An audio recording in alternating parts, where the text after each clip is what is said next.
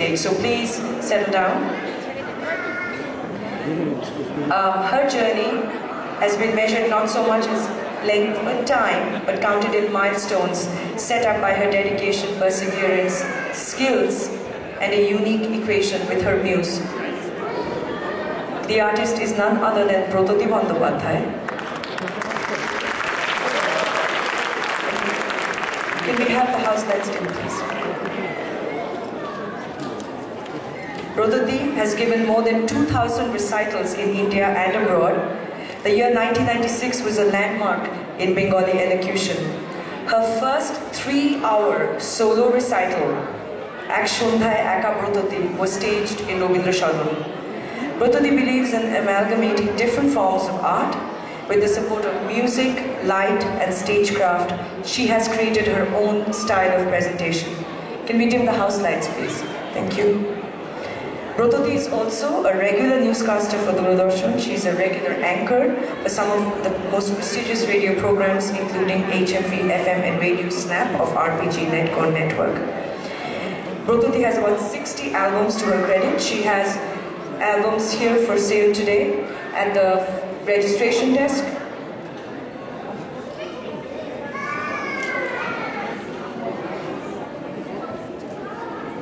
I'm sorry, right here in front at Benny's desk, the CDs are being sold. She has 60 of them to her credit. She loves to write literature and she has edited 5 books till date. She also writes for Bengali dailies and periodicals. Without further ado, I give to you Brototi Bandyopadhyay.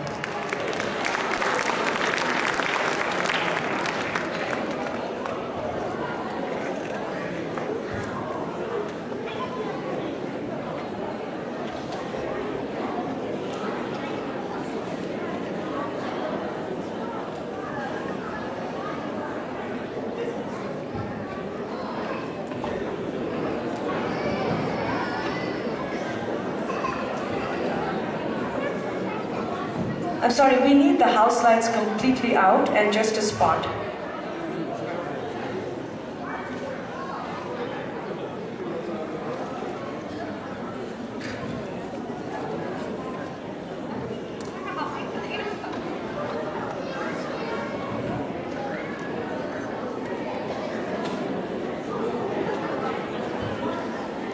Ladies and gentlemen, Brototi Bandyopadhyay.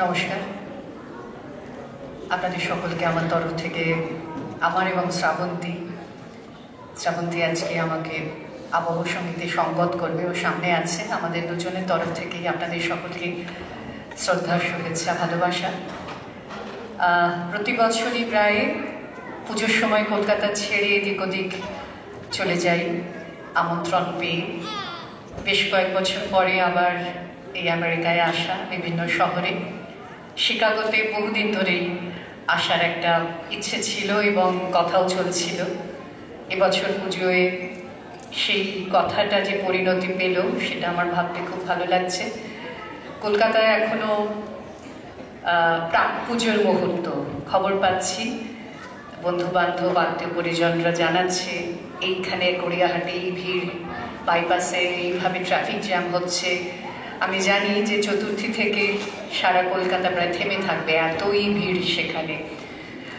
সেই ভিড় ঠেলে সেই উন্মাদনা দূরে রেখে এখানে শান্ত সুন্দর পরিবেশে এসে ভালো লাগছে আবার দেশের জন্য একটু মন খারাপও করছে আজকে সেই হিসেবে আপনাদের কাজের হিসেবে আজকে এখানে বিজয়া দশমী উদযাপিত হয়েছে। আপনাদের পুজোর দিনগুলো নিশ্চয়ই ভালো কেটেছে। কাল থেকে আবার আপনাদের কাজের দিন। আজকের এই দিনে আপনাদের সামনে বাংলা কবিতার কিছু কিছু অংশ, কিছু কিছু কবির কিছু কিছু চিরকালীন লেখনী আপনাদের সামনে তুলে ধরার ইচ্ছে। শুরু করব অবশ্যই রবীন্দ্রনাথ দিয়ে। রবীন্দ্রনাথের গীতাঞ্জলি থেকে আমার প্রথম নিবেদন।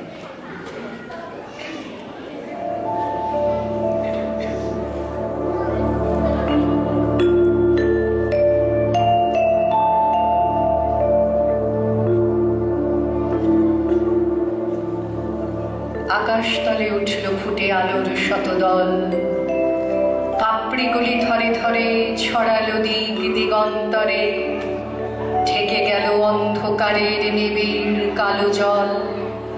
মাঝখানেতে সোনার কোষে আনন্দে ভাই আছি বসে, আমায় ঘিরে ছড়ায় ধীরে আলোর শতদল। আকাশেতে ঢেউ দিয়ে রে বাতাস বহে যায়, চারিদিকে গান বেজে ওঠে, চারিদিকে প্রাণ নাচে ছোটে। গগন ভরা পরশখানি লাগে সকল গায়, ডুব দিয়ে এই প্রাণ সাগরে নিতেছি প্রাণ বক্ষ ভরে। ফিরে ফিরে আমায় ঘিরে বাতাস বহে যায়, 10 দিকেতে আঁচল পেতে কোল দিয়েছে মাটি। রয়েছে জীব যে যেখানে, সকলকে সে ডেকে আনে। সবার হাতে সবার পাতে অন্ন সে দেয় বাটি। ভরেছে মন গীতে গন্ধে, বসে আছি মহানন্দে। আমায় ঘিরে আঁচল পেতে কোল দিয়েছে মাটি। আলো তোমায় নমি আমার নীলা অপরাধ, ললাটেতে রাখো আমার পিতার আশীর্বাদ। বাতাস তোমায় নমি আমার ঘুচুক অবসাদ, সকল দেহে বুলায় দাও পিতার আশীর্বাদ।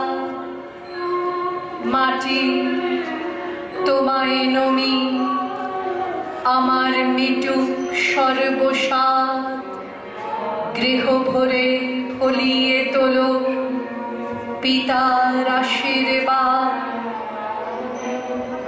এ জীবন পূর্ণ করো, এ জীবন পূর্ণ করো, এ জীবন পূর্ণ করো,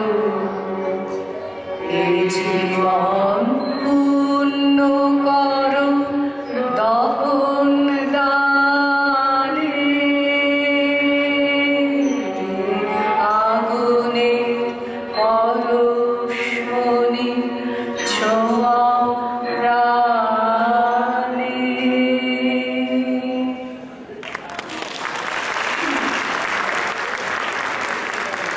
আমাদের চেতনে মননে সবসময় যিনি ওতপ্রোতভাবে জড়িয়ে থাকেন, যাকে ভালোবেসে বাংলা সাহিত্যকে ভালোবাসা, বাংলা কবিতাকে ভালোবাসা, যার কবিতার হাত ধরে মূলত দেশে বিদেশের বিভিন্ন প্রান্তে মানুষের ডাক ছুটে ছুটে যাওয়া, তিনি রবীন্দ্রনাথ।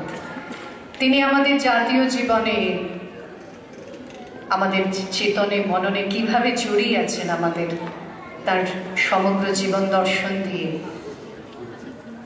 সেই ভাবনার উপর দুটি নিবেদন, একটি বুদ্ধদেব বসু, একটি পূর্ণেন্দু বদ্রীর পরপর শোনাচ্ছি।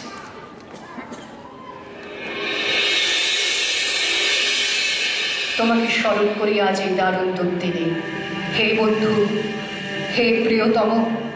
সভ্যতার শ্মশান শয্যায় সংক্রমিত মহামারী, মানুষের মর্মেও মজ্জায় প্রাণলক্ষ্মী নির্বাসিতা। রক্তপায়ী উদ্যত সঙ্গিনে সুন্দরের বিদ্ধ করে, মৃত্যু বহে পুষ্পকে উদ্দিন বর্বর রাক্ষস শাকে আমি শ্রেষ্ঠ সবচেয়ে বড়। দিকে দিকে সমুদ্রের তীরে তীরে কাঁপে থর থর উন্মত্ত জন্তুর মুখে জীবনের সোনার হরিণ। প্রাণরুদ্ধ প্রাণ স্তব্ধ ভারতের স্নিগ্ধ উপকূলে লুব্ধতার লালা ছড়ে। এত দুঃখ এ দুঃসহ ঘৃণা এ নরক সহিতে কি পারিতাম, যদি না লিপ্ত হতো রক্তে মোর, বিদ্ধ হতো গূঢ় মর্ম মূলে তোমার অক্ষয় মন্ত্র। অন্তরে লোভেছি তব বাণী, কিছুতে মানি না ভয়ে, জীবনেরই জয় হবে জানি। ঝড়ের মাস বৈশাখ, ঋতুচক্রের গতানুগতিক জীবনযাত্রার ঘুম ভাঙিয়ে ধুলোর ধ্বজা উড়িয়ে ছুটে আসে সে। আগে আগে তাকে পথ দেখিয়ে চলে বিদ্যুৎ, তীব্রতার হাসির ছটা। পেছনে পেছনে হাতে বজ্র, পিঠে তার দারুণ দুন্দুবি। দেখে আকাশে জলে আগুন, রোদের চাপাকলিতে লাগে রক্ত জবার রং, হাওয়ায় নড়ে চড়ে ওঠে ঘূর্ণি। মজা নদীর মজ্জায় পাকিয়ে ওঠে সিঁদুরে ঢেউ, সারা ভুবন জুড়ে লাগে চঞ্চলতা। এই বৈশাখের মতোই রবি ঠাকুরের জন্ম। সোনার আশ্বিনে নয়, হিমের রাতের অঘ্রাণে নয়, ফুল রাঙানো ফাগুনে নয়, এই খর ক্ষিপ্র বৈশাখী তার জন্ম। এই খ্যাপা বৈশাখের গৈরিক তিলক দিয়েই সাজানো তার জন্মদিনের ললাট। বৈশাখে প্রকৃতির নতুন জন্ম, আমাদেরও নতুন জন্ম এই বৈশাখে, 25শে বৈশাখে রবি ঠাকুরের জন্মদিনে। দেখতে হয় না ক্যালেন্ডার, জিজ্ঞেস করতে হয় না তারিখটা কবে। আগে থেকেই বুকের মধ্যে একটা সাড়া ওঠে, 25শে বৈশাখ আসছে, রবি ঠাকুরের জন্মদিন।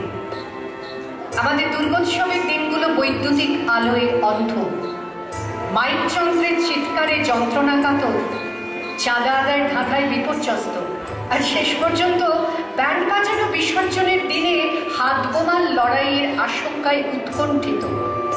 আমাদের দোলের দিন ছেঁড়া পাঞ্জাবি আর তালিমারা ধুতির আড়ালে জড়সড়।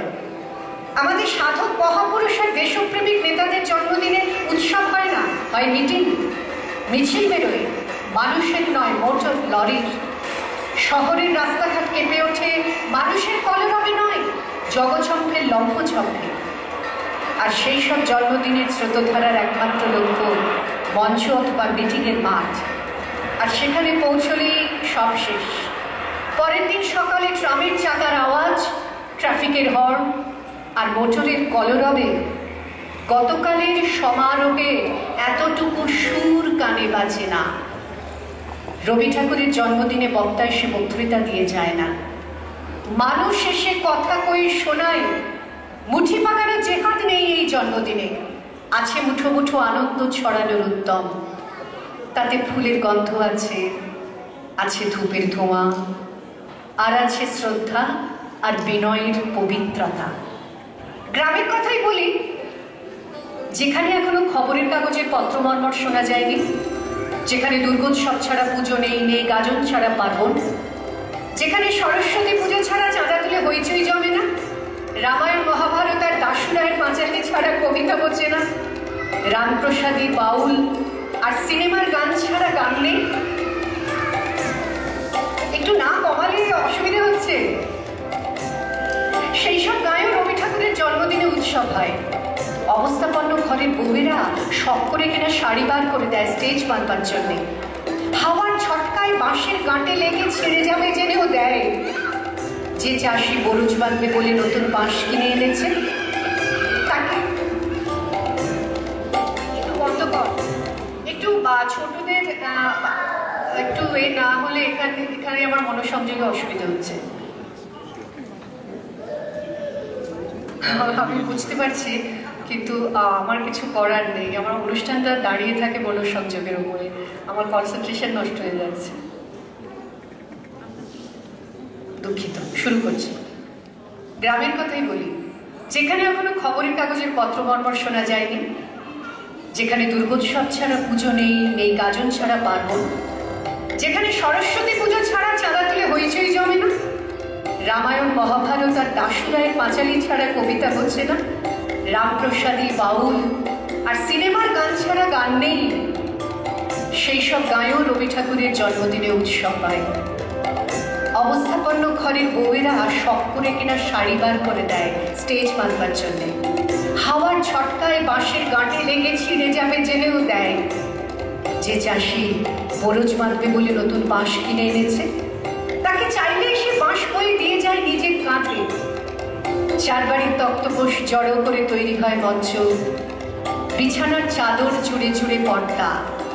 কোথা থেকে কে যেন জোগাড় করে আনে রবি ঠাকুরের ছোট্ট একটা বাঁধানো ছবি। কুরচি ফুলের মালার তলায় খানিক পরেই সেই ছবিখানা যায় হারিয়ে। ফুল পাড়তে গিয়ে গাছের ডাল থেকে পড়ে হাড় ভাঙে, বুনো ফল খেয়ে ভিড়মি লাগে, বক্সিদের ফলের বাগানে মার খায় বিস্তর, জাম খায় আরো অনেক বেশি। সেই সব পাড়া জ্বালানো ছেলের পাল এসে হাজির হয় সেদিন। পেট্রোম্যাক্সের আলোয় ঝলমল করে ওঠে তাদের কচি কাঁচা দুষ্ট মুখগুলো। কেউ বুকে হাত পেতে বীর পুরুষ, কেউ মাকে লুকিয়ে চাপার ডালে ফুটে ওঠা শিশু বোলানা, কেউ বা সোনার তরীর যাত্রী। উজ্জ্বল শ্যামবর্ণ গলায় পুতির হার, পুতুল খেলা ছেড়ে সবে রঙিন শাড়ি ধরেছে, স্কুল ছেড়ে রান্নাঘরের খুন্তি। সেই সব ঘর পোষা নির্জীব মেয়েরাও ওই একটা দিনের জন্যে বাল্মীকির হঠাৎ গাওয়া নতুন ছন্দের মতো সবাইকে চমক লাগিয়ে দিয়ে পড়ে শোনায় নির্ঝরের স্বপ্নভঙ্গ। রাজার দুলাল ঘরের সমুখ পথ দিয়ে চলে যাওয়ার ব্যথায় কারো কারো কণ্ঠস্বর কেঁপে ওঠে গাছের পাতার মতন শিরশিরিয়ে। পাড়ার বৌঝিদের কাছ থেকে অনুরোধ আসে তাদের সেলাইয়ের কাপড়ে রবি ঠাকুরের কবিতা লিখে দিতে হবে। কি লিখব? কোন কবিতার কি লাইন? কাপড়ের উপরে লেখা হয়ে চলে কবিতা। চারদিকে নীলে লালে সবুজে হলুদে রঙিন ফুলের আলপনা, মাঝখানে খয়েরি রঙের সুতোয় রোজ দুপুরের না ঘুমোনো চোখে কাজের ক্লান্ত অবসরে লেখা হয়ে চলেছে সেই চারটি লাইন।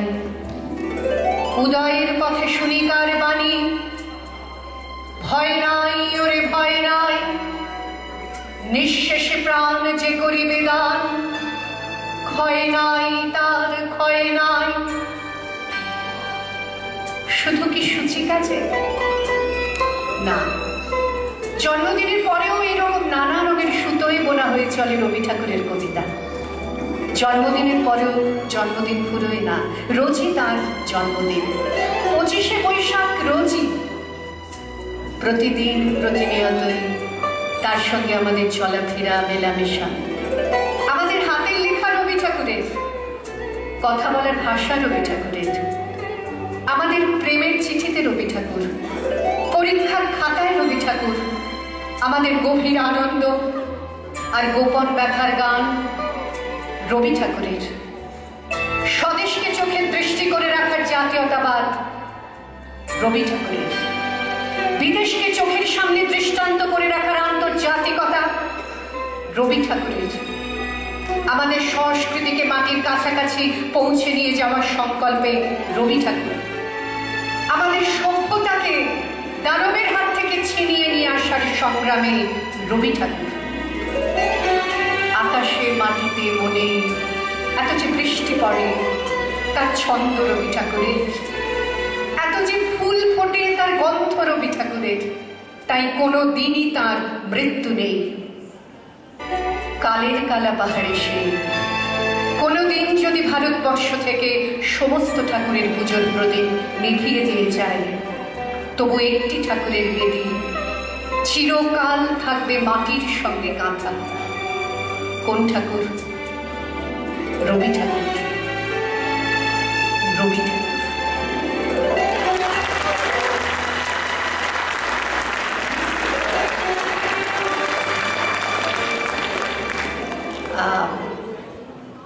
ছোট থেকে রবীন্দ্রনাথের কবিতা পড়তে পড়তে বড় হওয়া, যদিও আমার পড়াশুনোর বিষয় অর্থনীতি, কিন্তু অর্থনীতি, স্ট্যাটিস্টিক্স, ইকোনোমেট্রিক্স এইসব পড়তে পড়তেও সব সময় যিনি হাতছানি দিতেন, যার গানের বই, গীতবিতানের পাতা, যার সঞ্চয়িতার পাতা আমার সব সময়ের অবসর বিনোদন ছিল, এবং যেটা এখন পেশা,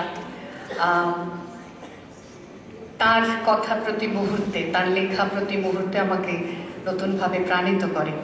ছোটবেলায় যে কবিতা পড়ে বাবার সঙ্গে খুব তর্ক হয়েছিল। বাবা বলেছিলেন, আমি বলেছিলাম এটি প্রেমের কবিতা, তো বাবা বলেছিলেন, আমার বাবা ইন্ডিয়ান এয়ারফোর্সে কাজ করতেন, আর্মিতে। বাবা খুব রবীন্দ্র ভক্ত ছিলেন, তো বাবা বলেছিলেন এটি প্রেমের কবিতা না, এটি অন্য একটি জীবন দর্শনের কবিতা।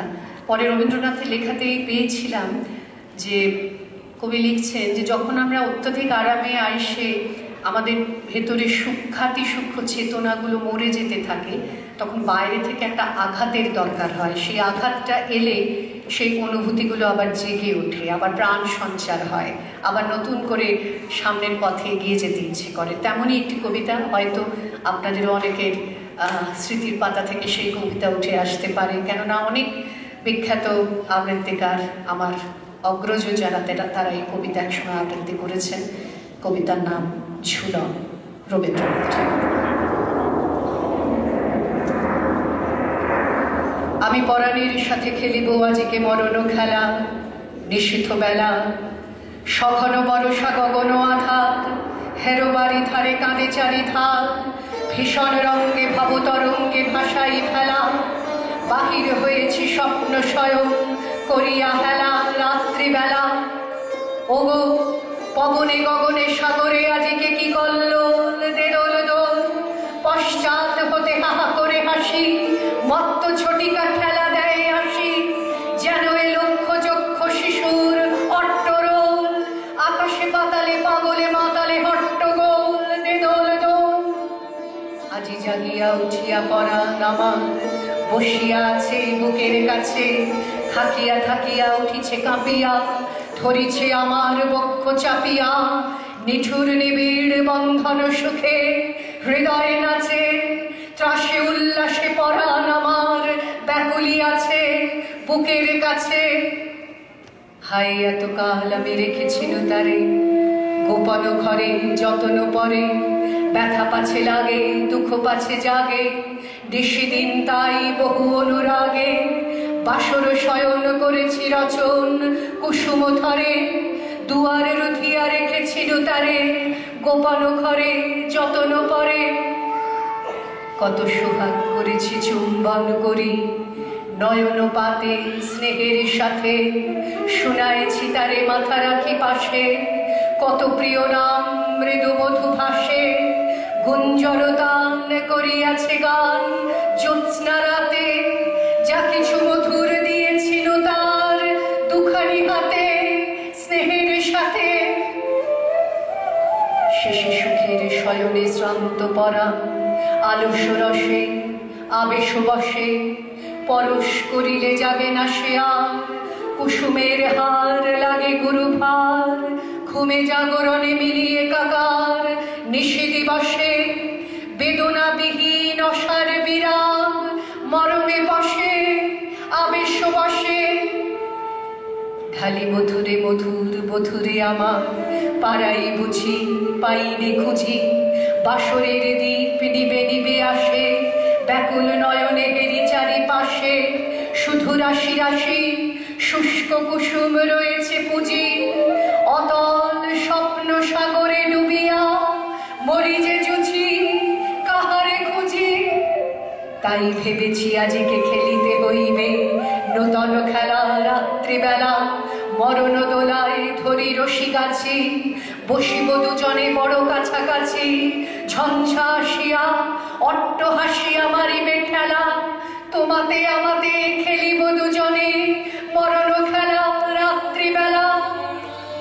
দেদোল দোল দেদোল দোল এ মহাসাগরে তুফান দোল, বধুরে আমার পেয়েছি আমার ভরেছে কোল, প্রিয়ারে আমার তুলেছে জাগায়ে প্রলয় রোল, বক্ষ শনিতে উঠেছে আমার কি হিল্লোল, ভিতরে বাহিরে জেগেছে আমার কি কল্লোল, উড়ে কুন্তল উড়ে অঞ্চল, উড়ে বনমালা বায়ু চঞ্চল, বাজে কঙ্কন বাজে কিঙ্কিনি মত্ত বল দেদোল দোল।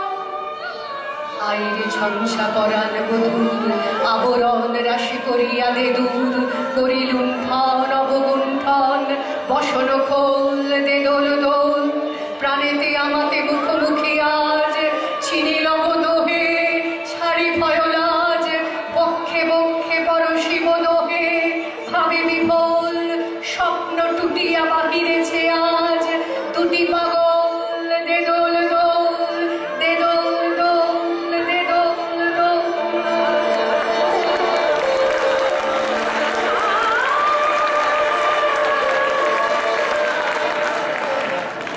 রবি ঠাকুর তখন কবিতা নিয়ে নানা ধরনের পরীক্ষা নিরীক্ষা করছেন, মানে কবিতার ছন্দ নিয়ে। তখন এক সময় তার মনে হলো যে স্বাভাবিক পদ্য ছন্দ থেকে ভেঙে কবিতাগুলো গদ্য ছন্দে লিখলেন। লিপিকা কাব্যগ্রন্থের তেমন কিছু লেখা গদ্য ছন্দে লেখা। এই লেখাটি যখন প্রথম পড়ি মনে হয়েছিল এটি নিছক একটি রূপকথার গল্প। বয়সের সঙ্গে সঙ্গে অভিজ্ঞতা যত বাড়ল, যত পরিণত হলো মন, তখন মনে হলো এই রূপকথার গল্পটি কোথায় যেন একটা জীবন দর্শনের গল্প হয়ে গেছে, একটা অন্য জীবন বোধের কথা বলছে এই গল্প। ছোট্ট একটি নিবেদন লিপিকা কাব্যগ্রন্থ থেকে। সুয়রানীর বুঝি মরণকালে তার প্রাণ হাঁপিয়ে উঠেছে, তার কিছুই ভালো লাগছে না। বদ্যি বড়ি নিয়ে এলে, মধু দিয়ে মেরে বললে খাও, সে ফেলে দিল। রাজার কানে কথা উঠল, রাজা সভা ছেড়ে এলো, পাশে বসে জিজ্ঞাসা করলে তোমার কি হয়েছে, কি চাই? সুয়রানী বললে তোমরা সবাই যাও, কেবল আমার শ্যাঙাতনিকে ডেকে দাও। শ্যাঙাতনি এলো। রানী তার হাত ধরে বললে সই বসো, কথা আছে। শ্যাঙাতনি বললে প্রকাশ করে বলো। সুয়রানী বললে আমার 7 মহলা বাড়ির এক ধারে 3টে মহল ছিল দুয়োরানীর, তারপর হলো 2টো, তারপর হলো 1টা, তারপরে রাজবাড়ি থেকে সে বের হয়ে গেল, তারপরে দুয়োরানীর কথা আমার মনেই রইল না। তারপরে সেদিন দোল যাত্রা, নাট মন্দিরে যাচ্ছি ময়ূরপঙ্খী চড়ে, আগে লোক পিছে লস্কর, ডাইনে বাজে বাঁশি, বাঁয়ে বাজে মৃদঙ্গ।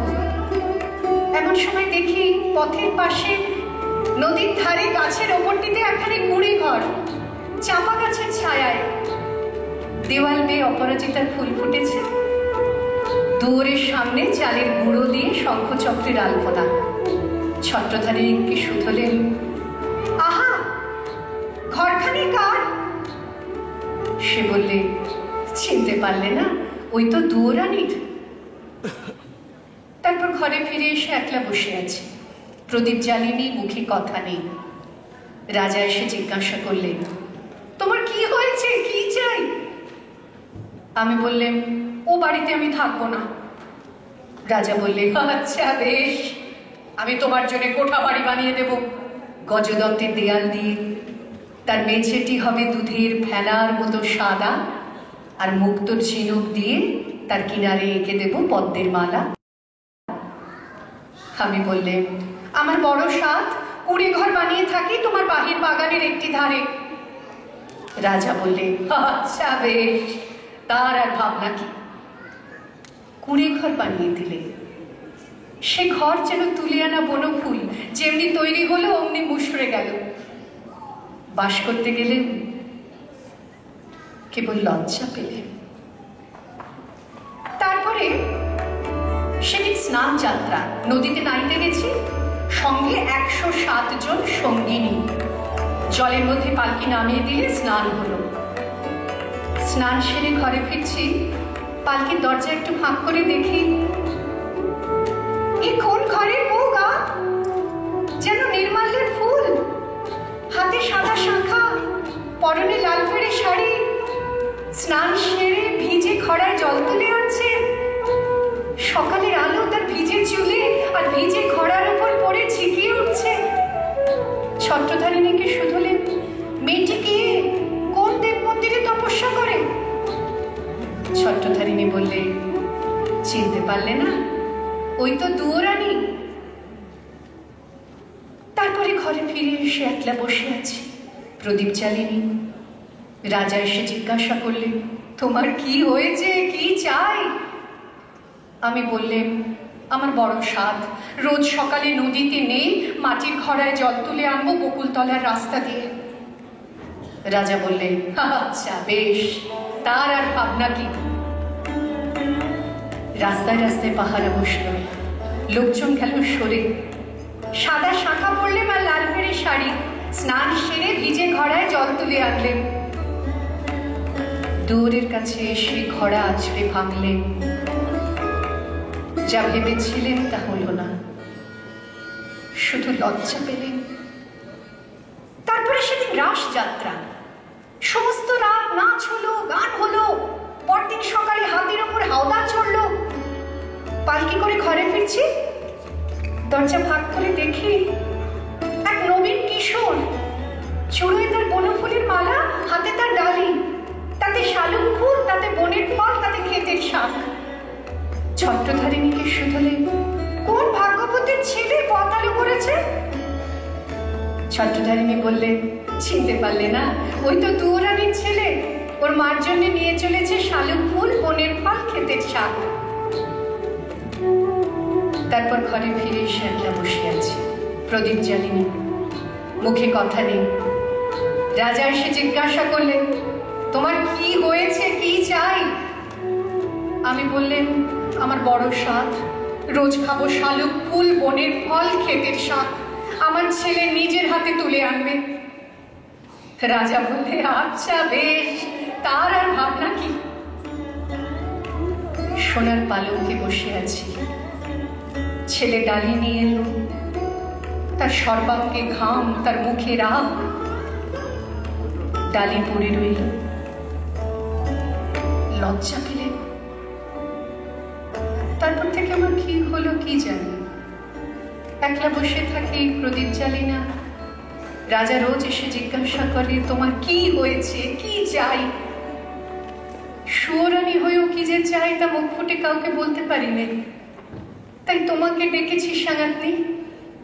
আমার শেষ কথাটি বলি তোমার কানে, ওই দুয়োরানীর দুঃখ আমি চাই। সাঙ্গাতনি বললেন, কেন বলো তো? সুয়োরানী বললে, ওর ওই বাঁশের বাঁশিতে সুর বাজল, আর আমার সোনার বাঁশি কেবল বই বেড়ালেন, আগলে বেড়ালেন, বাঁচাতে পারলেন না।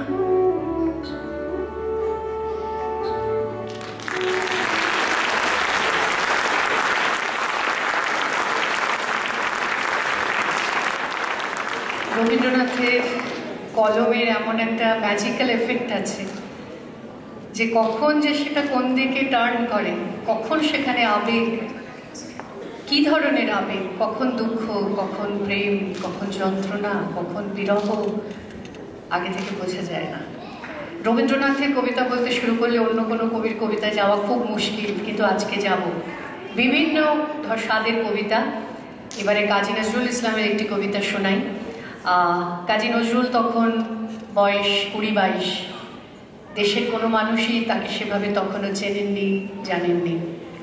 একদিন মাঝরাতে কবির ঘুম ভেঙে গেছে, ঘুম ভাঙার পর কবি কবিতা লিখতে শুরু করেছেন, আর ভোর রাতে এই কবিতাটি লেখা শেষ হয়েছিল।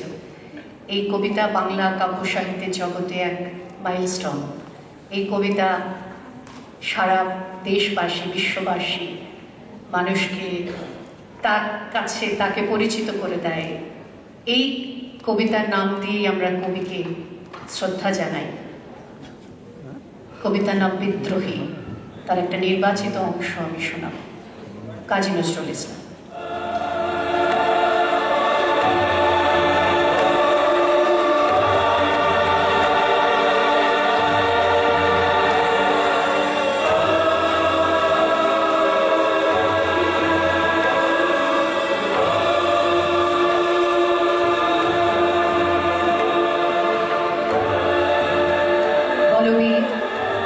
উন্নত মমশী শিরিনে ধারি আমারি নত শির ওই শিখরে হিমাদ্রি।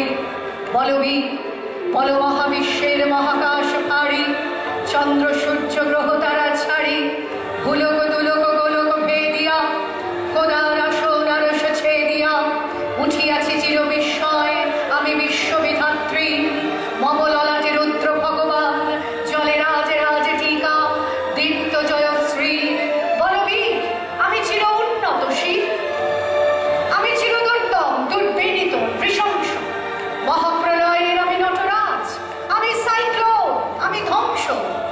মহাভয়, আমি অভিশাপ পৃথ্বী, আমি দুর্বা, আমি ভেঙে করি সব চুরবা, আমি অনিয়ম উচ্ছৃঙ্খল, আমি দলে যাই যত বন্ধন, যত নিয়ম কানুন শৃঙ্খল, আমি মানি না তো কোনো আইন, আমি ভরা তরি করি ভরা যদি আমি টর্পেড, আমি ভিন ভাসমান মাইন, আমি ধৈর্যটি, আমি এলোকে সে ঝড় অকাল বৈশাখী, আমি বিদ্রোহী, আমি বিদ্রোহী সুত বিশ্ববিধাত্রী বনবীর, আমি চির উন্নতশীল, আমি ঝঞ্ঝা, আমি ঘূর্ণি, আমি পথ সম্মুখে যাহা পাই যাই চূর্ণি, আমি নৃত্য পাগল ছন্দ, আমি আপনার তালে নেচে যাই, আমি মুক্ত জীবনানন্দ, আমি হাম্বির, আমি ছায়ারথ, আমি হিন্দন, আমি চলচঞ্চল ঠমকি ছমকি, পথে যেতে যেতে চকিতে চমকি, ফির দেয়ালে তিন্দন, আমি চপলা চপলে হিন্দন, আমি দায়ী করি ভাই যখন জাগে মন যা,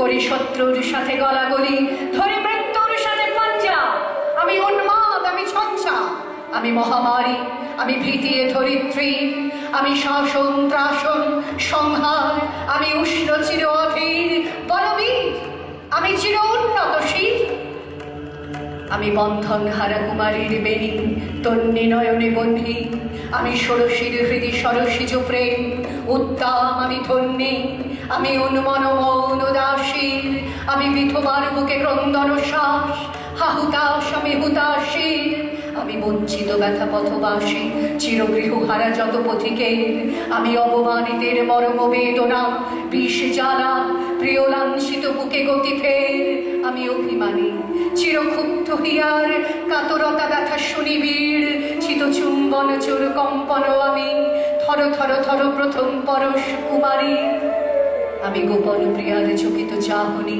ছল করে দেখা অনুক্ষণ, আমি চপল মেয়ের ভালোবাসা তার কাকন চুরির কনকন, আমি চির শিশু চির কিশোর, আমি যৌবন ভীতু পল্লীমালার আচর কাচলিনী চোর, আমি উত্তর বায়ুমলয় অনিল উদাস পুরবী হাওয়া, আমি পথিক কবির গভীর রাগিনী বেনুবিনে গান গাওয়া, আমি আকুল নিদাঘৃতি আশা, আমি রৌদ্র রুদ্র রবি, আমি মরুণীর ঝড় ঝড় ঝড়, আমি শ্যামলিমা ছায়া ছবি, আমি তুরি আনন্দে ছুটে চলি, একি উন্মাদ, আমি উন্মাদ, আমি সহসা আমারে চিনেছি আমার খুলিয়া গিয়াছে সম্মান, মহাবিদ্রোহী রণক্লান্ত, আমি সেই দিন হব শান্ত, যবে উৎপীড়িতের ক্রন্দন রোল আকাশে বাতাসে ধ্বনিবে না, অত্যাচারীর খড়গ কৃপান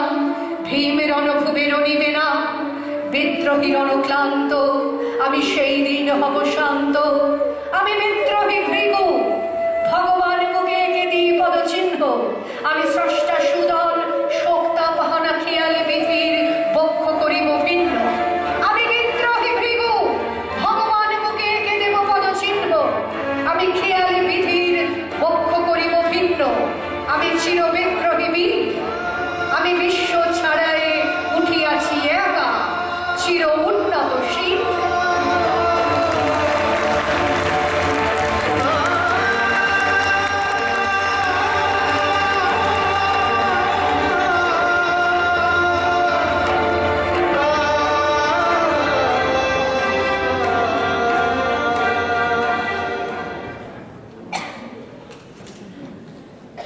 এবার যে কবিতাটি নিবেদনে সেটি আমার মনে হয় পৃথিবীর একটি সর্বশ্রেষ্ঠ প্রেমের কবিতা।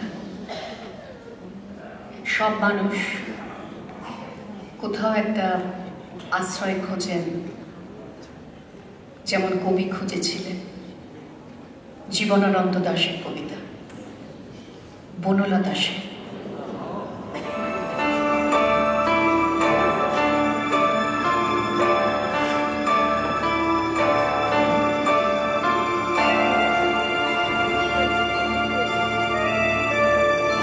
হাজার বছর ধরে আমি পথ হাঁটিতেছি পৃথিবীর পথে, সিংহল সমুদ্র থেকে নিশীথের অন্ধকারে বালয় সাগরে অনেক ঘুরেছি আমি। বিম্বিসার অশোকের ধূসর জগতে সেখানে ছিলাম আমি, আরো দূর অন্ধকারে বিদর্ভ নগরে। আমি ক্লান্ত প্রাণ এক, চারিদিকে জীবনের সমুদ্র সফেন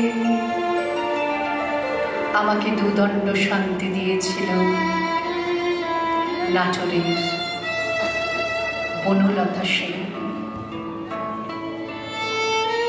চুল তার কবেকার, অন্ধকার বিদিশার নেশা, মুখ তার শ্রাবস্তির কারুকার্য। অতি দূর সমুদ্রের পর হাল ভেঙে যে নাবিক হারায়েছে দিশা, সবুজ ঘাসের দেশ যখন সে চোখে দেখে দারুচিনি দ্বীপের ভেতর, তেমনি দেখেছে তারে অন্ধকারে। বলেছে সে, এতদিন কোথায় ছিলেন? পাখির নেড়ের মতো চোখ তুলে নাটোরের বনলতা সেন। সমস্ত দিনের শেষে শিশিরের শব্দের মতন সন্ধ্যা আসে, ডানায় রৌদ্রের গন্ধ মুছে ফেলেছি। পৃথিবীর সব রং নিভে গেলে পাণ্ডুলিপি করে আয়োজন, তখন গল্পের তরে জোনাকির রঙে ঝিলমিল। সব পাখি ঘরে আসে, সব নদী ফুরায় জীবনের সব লেনদেন। থাকে শুধু অন্ধকার, মুখোমুখি বসিবার বনলতা সেন।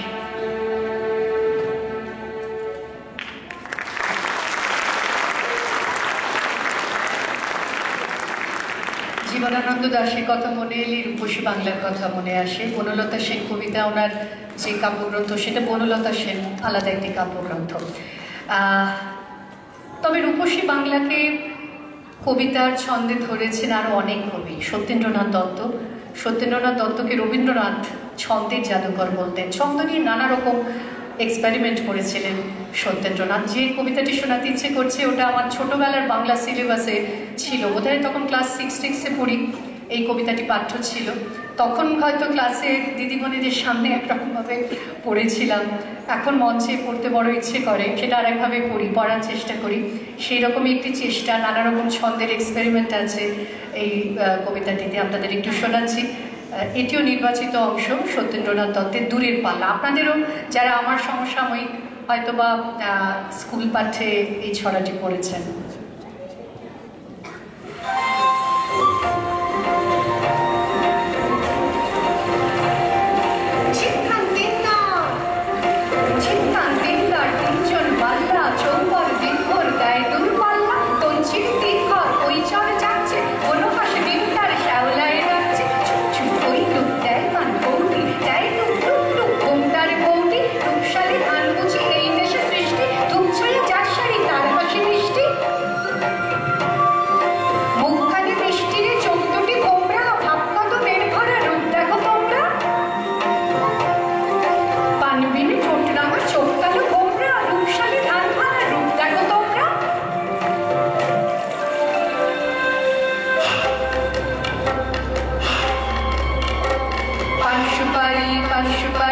এইখানেতে শঙ্কা ভারী, পাঁচ পীরেরই শিরনি মেনে চল রেটে রে বইটা হেনে, মা সম্মুখে সামনে ঝুঁকে পায়ে বাঁচিয়ে তাই রুখে মুখতে টানো বইটা হানো 7-7 অঙ্ক পানো, হাড় বেরুনো খেজুর গুলো টাইনে যেন ছাগর চুলো নাচতে ছিল সন্ধ্যা গমে, লোক দেখে কি থমকে গেল চমচমাটে চাঁদের রোমে।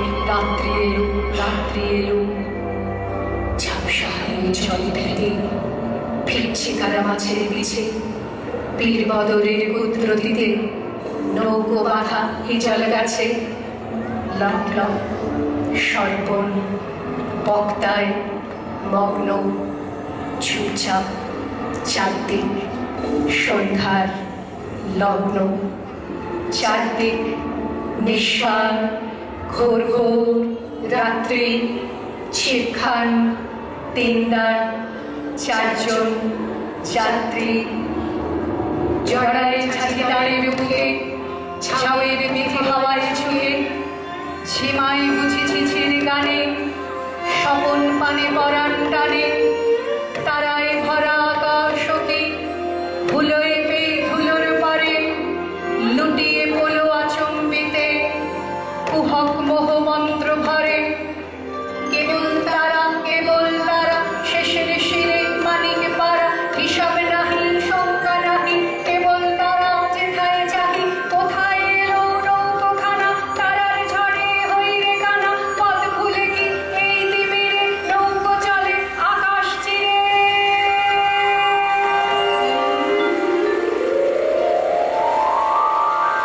আর চোদ্দের ঘন্টা, তার ধারে তার সব এই উৎকণ্ঠা, চাপ চাপ সাউদার দ্বীপ সব সরসার, বৈঠার ঘায়ে সেই দ্বীপ সব নড়ছে, ভিল ভেলে হাসতার জল গায়ে চড়ছে, ওই মেঘ চলছে, চল ভাই শুনছে, গাও গান দাও শীষ, বকশিস বকশিস, খুব ছোট্ট জল পয়সা ছিটছে, নেই ঢেউ কল্লোল, নয় দূর নয় তীর, নেই নেই সংখ্যা, চাল সব ভর্তি, বকশিস টাকা, বকশিস ভর্তি।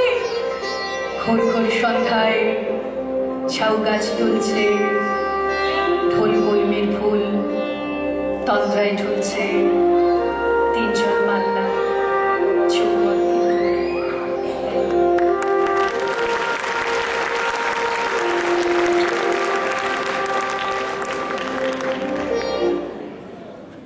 আসলে পুজো তো মানুষকে অনেক খুব নস্টালজিক করে দেয়। আমার মনে হয় আপনারা যারা এখানে আছেন পুজোর দিনগুলোতে অনেকেরই ছোটবেলার কথা মনে পড়ে, ফেলে আসা দিনগুলোর কথা মনে পড়ে। পুজো এলে আমার খুব মনে পড়ে কয়েক বছর আগে হারিয়েছি এই মানুষটাকে পুজোর সময়। তিনি আমাদের সকলে খুব প্রিয় কবি ছিলেন। অষ্টমীর রাত পোহালো, নবমীর দিন সকালবেলা অকস্মাৎ সেই খবরটি এলো আমাদের কাছে, সুনীল দা নেই। সুনীল গঙ্গোপাধ্যায় চলে গিয়েছিলেন এইরকম এক পুজোর মধ্যে। সুনীল দার অনেক কবিতা বিভিন্ন অ্যালবামে করেছি বিভিন্ন সময়, খুব স্নেহ করতেন। যে কবিতাটি আজকে শোনাতে চাইছি, এই সময় ভারতবর্ষের চারপাশে, শুধু ভারতবর্ষই বা বলি কেন, সারা বিশ্ব জুড়ে চারপাশে যে সন্ত্রাস, যে ঘটনাগুলো ঘটছে রাজনৈতিক সামাজিক ক্ষেত্রে, সেগুলোর একটা প্রভাব আছে এই কবিতার উপরে। কবির মনে হয়েছে যে আমরা কি পথ হারিয়ে ফেলছি ভারতবর্ষের মানচিত্রের উপর দাঁড়িয়ে? আমরা কি সামনের দিকে এগোচ্ছি নাকি আমরা পেছনের দিকে হাঁটছি? আমরা কি উৎসের দিকে যাচ্ছি নাকি মোহনার দিকে? কবিকে কিছুটা কনফিউজ মনে হয়েছে এই কবিতার মধ্যে, যেমন আমরাও মাঝে মাঝে এইরকম কনফিউশনের মধ্যে থাকি। সুনীল গঙ্গোপাধ্যায়ের কবিতা, ভারতবর্ষের মানচিত্রের উপর দাঁড়িয়ে আমি পথ হারিয়ে ফেলেছি।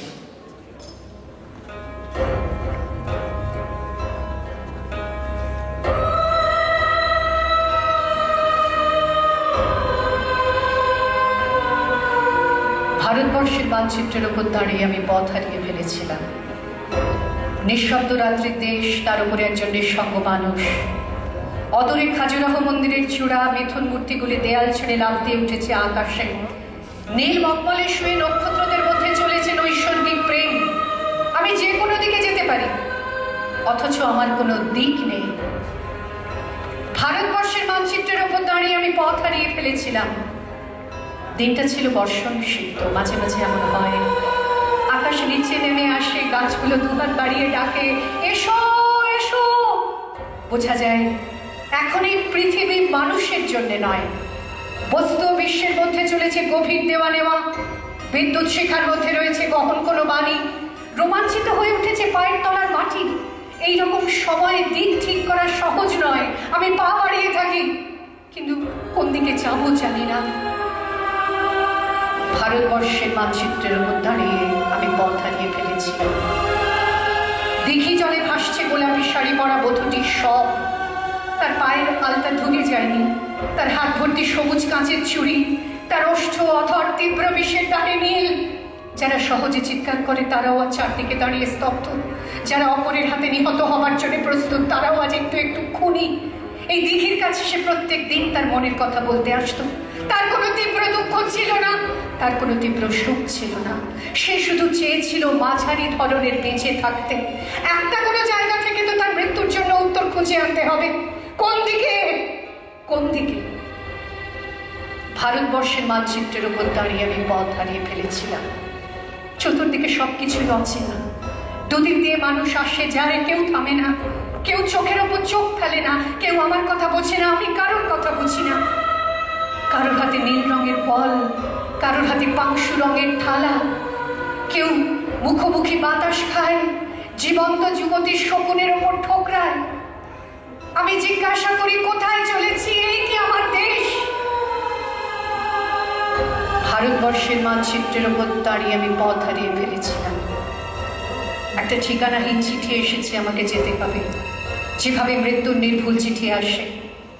কিন্তু মৃত্যু কারোর জন্য অপেক্ষা করে না। আমার জন্য একজন প্রতীক্ষায় বসে আছে। সে কি সমুদ্র কিনারে, কিংবা হিমালয়ের মর্মচূড়ায়? সে কি বন্যায় ডুবে যাওয়া মাটির ওপর নতুন পলিতে দাঁড়িয়ে আছে? সে কি শুকনো জীব পার করে ক্লান্ত জঙ্গলের মধ্যে একাকী শয়ান? সে কি বিশাল কোনো প্ল্যাটফর্মের পাশে জটলার মধ্যে বসে আছে জানু পেতে? সে আমার ছেলেবেলার হারিয়ে যাওয়ার সঙ্গী। সে আমার বড় বড় চোখ, বিস্ময়ের বিমূর্ত ছেলেবেলা। আমি মানচিত্রের গলিখুচির মধ্যে ছোটাছুটি করি। আমাকে যেতে হবে, যেতে হবে। ভারতবর্ষের মানচিত্রের উপর দাঁড়িয়ে আমি পথ হারিয়ে ফেলেছিলাম। সেই ধান ক্ষেতের জায়গায় এখন আর ধান ক্ষেত নেই, সেই নদীর ভেতরে নেই নদী। নগর উড়ে গেছে শূন্যে, সেখানে সব ছাদ খোলা মানুষ। একই মানুষের মধ্যে অন্য মানুষ। রক্ত ছড়ানো গোধূলি আকাশের নিচে এক অলিক দেশ।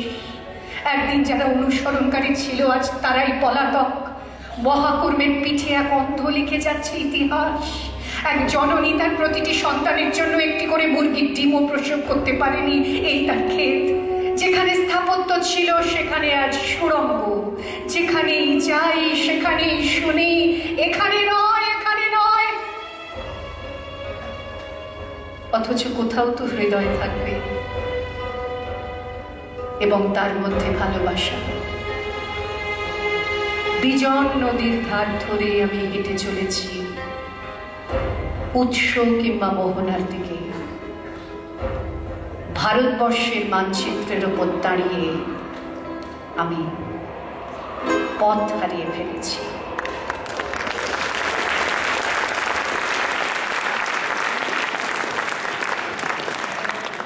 ভালো তো থাকতেই হয়। অনেক সমস্যা, দীর্ঘ সময়কে পেরিয়ে উত্তরণ ঘটাতে হয় অন্য জীবনে। ওপার বাংলার কবি হুমায়ুন আজাদের লেখা একটি কবিতা আপনাদের সকলের জন্য শুভেচ্ছা শোনাচ্ছি।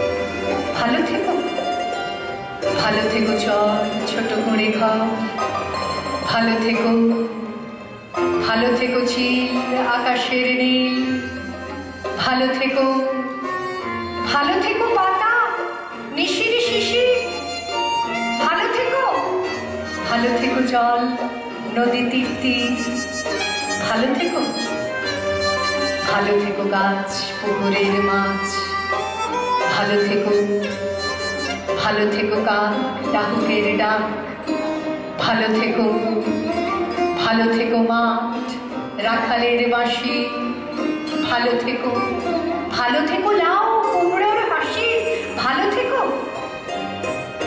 ভালো থেকো ঘাস, ভোরের বাতাস, ভালো থেকো, ভালো থেকো আমাদের গ্রাম, ভালো থেকো, ভালো থেকো রোদ, মাঘের কোকিল, ভালো থেকো, ভালো থেকো বক, আড়িয়াল বিল, ভালো থেকো, ভালো থেকো নাও, মধুমাখা গাম, ভালো থেকো, ভালো থেকো মেলা আর ছেলেবেলা, ভালো থেকো, ভালো থেকো, ভালো থেকো, সবাই ভালো থেকো।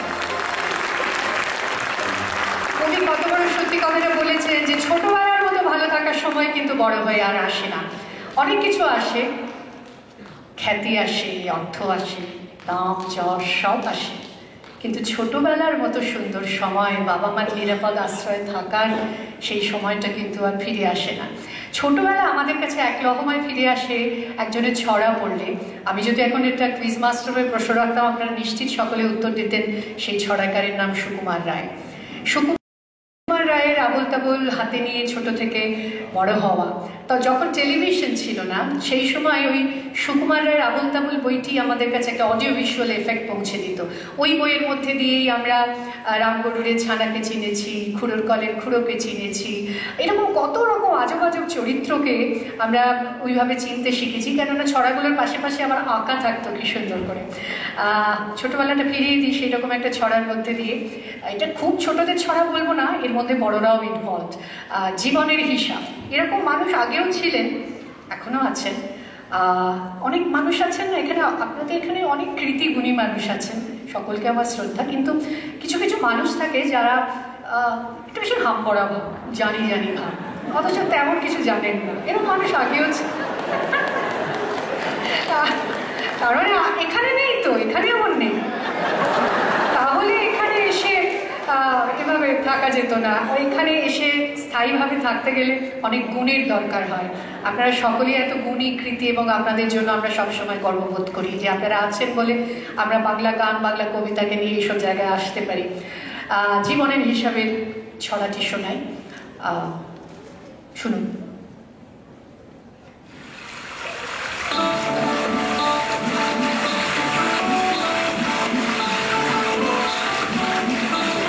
বিদ্যে বোঝায় বাবু মশাই চড়ি শখের বোটে, মাঝিরে কন বলতে পারিস সূর্য কেন ওঠে, চাঁদটা কেন বাড়ে কমে, জোয়ার কেন আসে? বৃদ্ধ মাঝি অবাক হয়ে খিলখিলিয়ে হাসে। বাবু বলেন, সারা জীবন মরলি রে তুই খাটি, জ্ঞান বিনা তোর জীবনটা যে চারি আনাই মাটি। আবার ভেবে কহেন বাবু, বলতো দেখি ভেবে, নদীর ধারা কেমনে আসে পাহাড় হতে নেবে? বলতো কেন লবণ পোড়া সাগর ভরা পানি? মাঝি সে কয়, আরে মশাই অত কি আর জানি। বাবু বলেন, এই বয়সে জানিস নে ওটা কি? জীবনটা তোর নিয়ে হাত খেলো, কষ্ট আনাই থাকি। খানিক বাদে কহেন বাবু, বলতো রে বুড়ো, কেন আমার নীল দেখা যায় আকাশের ওই চূড়ো? বলতো দেখি সূর্য চাঁদে গ্রহণ লাগে কেন? বৃদ্ধ বলেন, আমায় কেন লজ্জা দিচ্ছে কেন? বাবু বলেন, বলবো কি আর, বলবো তো এ কি তা, দেখছি এখন জীবনটা তোর 12 আনাই বৃথা। খানিক বাদে ঝড় উঠেছে, ঢেউ উঠেছে ফুলে, বাবু দেখেন নৌকোখানি ডুবলো বুঝি তুলে। মাঝি রে কন, এ কি আপদ, ওরে ও ভাই মাঝি, ডুবলো নাকি নৌকো, এবার মরবো নাকি আজি? মাঝি শুধায়, সাঁতার জানো? মাথা নাড়েন বাবু। মূর্খ মাঝি বলে, মশাই এখন কেন কাবু, বাঁচলে শেষে আমার কথা হিসেব করো পিছে, তোমার দেখি জীবন খানা 16 আনাই মিছে।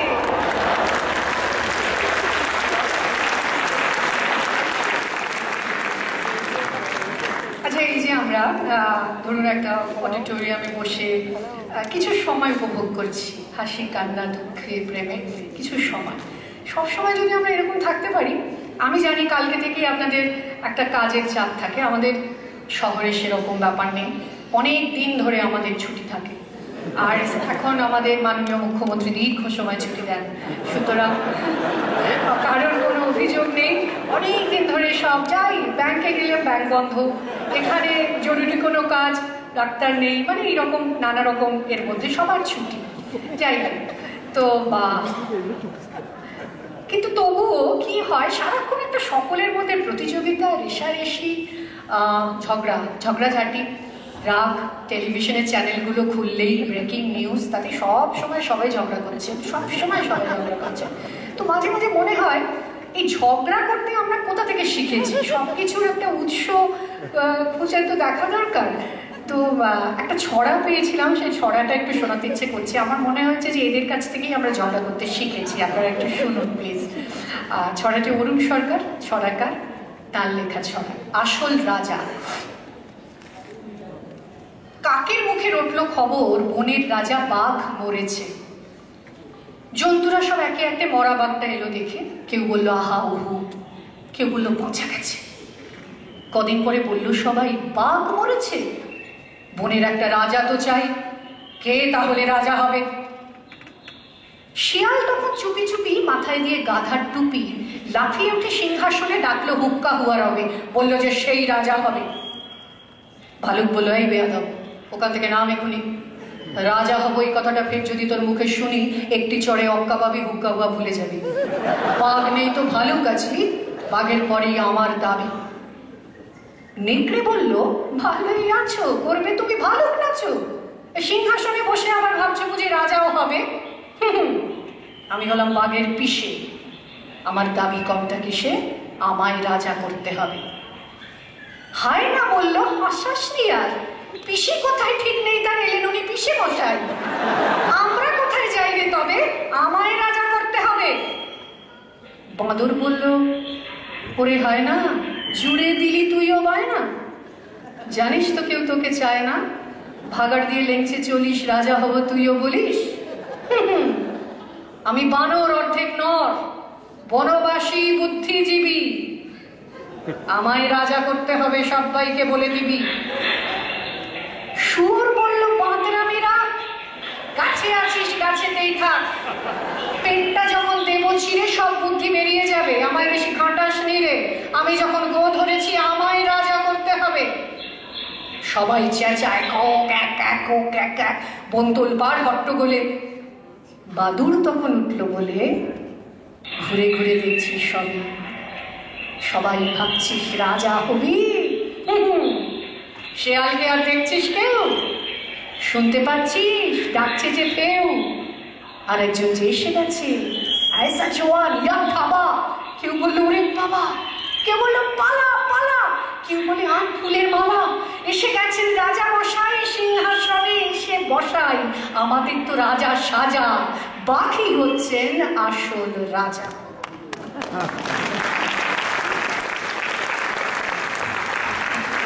এই যে একটা ছোটবেলা ছিল না, আর এই ছড়াগুলো পড়তে পড়তে ছোটবেলাটা ফিরে আসে। এখনকার ছোটদের ছোটবেলা নেই, পরিষ্কার কথা। কলকাতায় কোনো বন্ধু বান্ধবের বাড়িতে যাওয়া যায় না, সব বাচ্চাদের পরীক্ষা সব সময়। আমাকে কেউ আসিস না বা এসো না বলতে পারে না, আমাকে যত্নই করে, কিন্তু সাধারণত তো শুনেছি সকলের বাড়ি যাওয়া সবসময় বারণ, সকলের বাড়িতে সবসময় পরীক্ষা, ছেলে মেয়েরা সব সময় পড়ছে। আমি জানি না, জয় গোস্বামী আমাদের খুব প্রিয় কবি, বেশ কয়েক বছর আগে এই কবিতাটি লিখেছিলেন। কবিতাটি খুব জনপ্রিয়। এখানে এই কবিতার মধ্যে বয়স সন্ধিক্ষণের ছেলেদের, এই সময়ের ছেলে মেয়েদের অবস্থার কিছুটা ছাপ আছে এই কবিতার মধ্যে। ছোটবেলাটা কিভাবে হারিয়ে যাচ্ছে সেই ছাপ কিছুটা আছে। কবিতার নাম টিউটোরিয়াল। এই কবিতায় বাবা আর ছেলের দুটি সংলাপ আছে, সেটি আপনাদের শোনাই। তোমাকে পেতেই হবে শতকরা অন্তত 90 বা 90-এর বেশি। তোমাকে হতেই হবে একদম প্রথম, তার বদলে মাত্র 85। 5টা নম্বর কেন কম? এই জন্য আমি রোজ মুখে রক্ত তুলে খেটে আসি। এই জন্য তোমার মা কাক ভরে উঠে সব কাজকর্ম সেরে ছোটবেলা থেকে যেত তোমাকে স্কুলে পৌঁছে দিতে। এই জন্যে কাঠফাটা রোদ্দুরে কি প্যাচপ্যাচে বর্ষায় সারাদিন বসে থাকতো বাড়ির রোয়াকে কিংবা পার্কের বেঞ্চিতে। তারপর ছুটি হতে ভিড় বাঁচাতে মিনি বাস ছেড়ে অটোওয়ালাদের ওই খারাপ মেজাজ সহ্য করে বাড়িতে এসে না হাঁপিয়ে আবার তোমার পড়া নিয়ে বসে পড়তো, যতক্ষণ আমি বাড়ি ফিরে তোমার হোম টাস্ক দেখছি। তারপর আঁচলে মুখ মুছে ঢুকতো গিয়ে ব্যবসা রান্না করে। এই জন্যে হাড় ভাঙা ওভারটাইম করে তোমার জন্য আন্টি রাখতাম। মোটা মাইনে ভদ্রতার চা জল খাবার সপ্তাহে 3 দিন, তাতে কত খরচা হয় রে রাস্কেল, বুদ্ধি আছে হিসাব করবার? শুধু ছোটকালে নয়, এখনো যে তোকে টিউটোরিয়ালে পাঠিয়েছি, জানিস না কত খরচাপাতি তার? ওখানে ঢুকলে সবাই প্রথম হয়, প্রথম, কারো অধিকার নেই দ্বিতীয় হওয়ার। রোজ যে যাস দেখিস না কত বড় বড় বাড়িও পাড়ায়, কত বড় গাড়ি আছে, কত বড় গাড়ি করে কত বাবা মারা ছেলে মেয়েদের নিতে আসে। আর ওই গাড়ির পাশে না পিছনে ওই অন্ধকারটায় দাঁড়াতে দেখিস না নিজের বাবাকে, হাতে অফিসের ব্যাগ, গোপন টিফিন বাক্স, ঘেমো জামা, ভাঙা মুখ। মন কোথায় থাকে? ওই মেয়েগুলোর দিকে। ওরা তোকে পাত্তা দিবে? ভুলেও ভাবিস না। ওরা কত বড় লোক, তোকে পাত্তা পেতে গেলে থাকতে হবে বিদেশে, ফরেনে, এনআরআই হতে হবে, এনআরআই। তবে এই ম্যাজিক দেখবি, কবি সাহিত্যিক থেকে মন্ত্রী অব্দি এক ডাকে চেনে। আমাকেও নিয়ে যাবি, তোর মাকে আমাকে মাঝে মাঝে রাখবি নিজের কাছে এনে। তার জন্য প্রথম হওয়া দরকার, প্রথম। তবেই ছবি ছাপে খবরের কাগজ, আরো দরজা খুলে যাবে, আরো 5, আরো 5 করেই বাড়বে। বাঁচবি তো বাঁচার মতো বাঁচ। না বাপি, না বাপি, আমি মন দিই না কোনো দিকে। না বাপি, না বাপি, আমি তাকাই না মেয়েদের দিকে। ওরা তো পাশেই বসে, কেমন সুগন্ধ আসে, কথা বলে। না বাপি, পড়ার কথাই দেখি না, উত্তর দিই, নোট নিই। যেতে আসতে পথে ঘাটে কত ছেলে মেয়ে গল্প করে। না বাপি, আমি খেলতে যাই না কখনো, আমি খেলতে যাইনি। না বাপি, না, আমার কোনো বন্ধু নেই। হ্যাঁ বাপি, হ্যাঁ, একজন আছে, অপু, এক ক্লাসে পড়ে। ও বলেছে যে ওর বাবাও ওকে বলেছে প্রথম হতে, বলেছে কাগজের ছবি। হ্যাঁ বাপি, হ্যাঁ, অপু বলেছে পড়াশোনা হয়নি একদম। ও বলেছে ও ব্যাগ পাবে, আর ব্যাগ পেলে অপু বলেছে বাড়িতে কোথায় বাথরুম সাফ করার অ্যাসিড রয়েছে ও জানে। হ্যাঁ বাপি, হ্যাঁ, ও বলেছে উঠে যাবে কাগজের প্রথম পাতায়।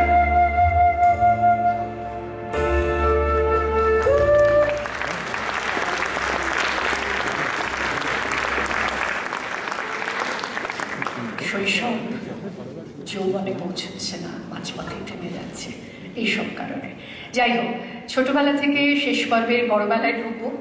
অবশ্য আমি জানি না, আমার হাতে আরো কিছুক্ষণ টাইম আছে তো? আচ্ছা, ঠিক আছে। আসলে কি হয়, আমার কবিতা আবৃত্তি নেশা পেশা দুটোই। তো মঞ্চ ভালো পেলে, এই ধ্বনি ব্যবস্থাটি ভালো পেলে, শ্রোতা ভালো পেলে, ঘড়ি দেখছি এই কারণের পরে আরেকজন শিল্পী আছেন, সেই কারণেই ঘড়ি দেখছি, আর অন্য কোনো কারণ নেই। ফ্লাইটও ধরতে পারবো না এক্ষুনি, আর তো কোনো কিছুই নয়, গিয়ে হোটেলে ফিরবো।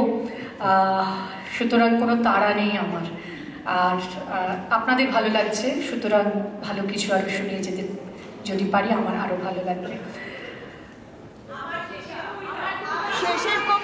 হবে, তার আগে স্টেপ বাই স্টেপ শেষ পর্বের কয়েকটি গোছানো আছে, আমার মনে হয় আপনাদের ভালো লাগবে। আসুন আমরা, এই যে আমি এখনো শিকাগো শহরটা সেভাবে ঘুরে দেখিনি, কাল পরশু ঘুরে দেখার ইচ্ছে আছে, শ্রাবণী সেরকমই জানিয়েছে। তো একটু আপনাদের নিয়ে যাই শিকাগোর এই জায়গা থেকে। আপনারা সকলে ওই জায়গায় যেতে পছন্দ করবেন আমি জানি।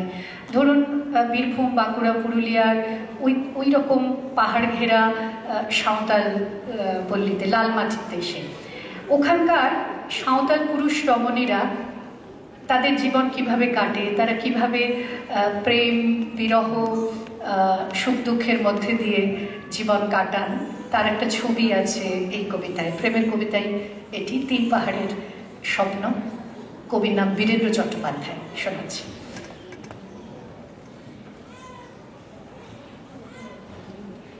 পাহাড়িয়া মধুপুর মিঠু ধুলিপথ, দিনশেষে বৈকালে মিষ্টি শপথ, মোহনিয়া বন্ধুরে আমি বালিকা, তোরি লাগে গান গাই গাথি মালিকা। আজও সন্ধ্যার শেষে খালি বিছানা, আমি শোব পাশে মোর কেউ শোবে না, তুই ছাড়া এই দেহ কেউ ছোবে না। সুরে সুরে হাওয়া তার মিষ্টি বুলায়, সাঁওতাল মেয়ে কটি দৃষ্টি ভুলায়। ধুধু মাছ ধুধু মেঠো পথ, সাঁওতাল মেয়ে কটি ছড়ালো শপথ। হাওয়ায় হাওয়ার মতো তাদের শপথ।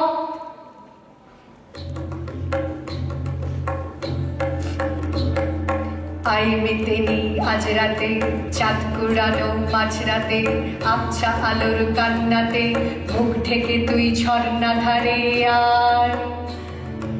আয় জোয়ানের মন জ্বালা, নাচ দিয়ে সৈকত মালা, চুমুর গেলাস মদ ঢালা, দে ছুড়ে দে তিন পাহাড়ের গায়। আহা মাদল মাতাল মাদল বাজছে তোরই জন্যেলো, খুশির হাওয়া পাগলা হাওয়া গান দিল রাজকন্যেলো। আয় কাছে আয় মন দিল, চোখ কেন তোর কাঁপছে মেয়ে, বুক কেন তোর দুলছে, গাল দুখানি লালচে শরীর সাপের মতোই ফুলছে। কাকে মারবি ছবলল, কোন ছেলে তোর কি করলো, মাদল ভেবে কেউ কি তোকে আজকে বাজালো। ফুল দিয়ে নাই ফাঁক ছড়িয়ে বিকেল সাজালো, কেমন দিবি সাজারে আর যাবি রে পাহাড়ে। এত গান আকাশে, এত গান বাতাসে, সাঁওতাল মেয়েটির টিপ কপালে, ছেলেটি পেছন তবু নিল কি বলে। রাঙা ফুল মেয়েটির খোপায় জলে, ছেলেটি বাজালো বাঁশি তবু কি বলে। এত মদ আকাশে, এত মদ বাতাসে, নেশা যেন ধরে যায় ছেলেটির বাঁশিতে। মনে হয় দোষ নেই ভালোবাসা বাসিতে। তবে চাঁদ সরে যাও, যাও তাহলে, ও ছেলে পেছন তুই নিলে কি বলে। পথ ভুলে গেছি মেয়ে খিলখিল হাসিতে, শোন কোনো দোষ নেই ভালোবাসা বাসিতে। পথ ভুলে গেছি মেয়ে খিলখিল হাসিতে, শোন কোনো দোষ নেই ভালোবাসা বাসিতে। এত মদ আকাশে, এত মদ বাতাসে, এত গান আকাশে, এত গান বাতাসে, এত আলো আকাশে, এত আলো বাতাসে।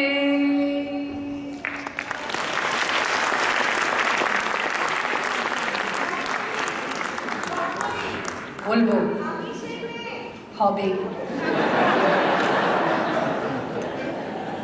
একটা অন্য ধরনের কবিতা, আমার মনে হয় খুব প্র্যাকটিক্যাল কবিতাটা আপনাদের ভালো লাগবে। রবীন্দ্রনাথ যদি এখন থাকতেন লাইভ, না টেলিভিশন চ্যানেলে লাইভ রবীন্দ্রনাথ, এটা ভাবা যায় না। কি দেখতেন, চারপাশটাকে কিভাবে দেখতেন, সেটা কবিকে কিভাবে কবি রিয়াক্ট করতেন, এই নিয়ে একটু ভাবনা ভেবেছেন আমার অত্যন্ত প্রিয় কবি, আমি সেই তারই লেখা কবি শুভ দাশগুপ্ত। কবিতাটির নাম কবি, আমার মনে হচ্ছে আপনাদের ভালো লাগতে পারে, শোনাচ্ছি।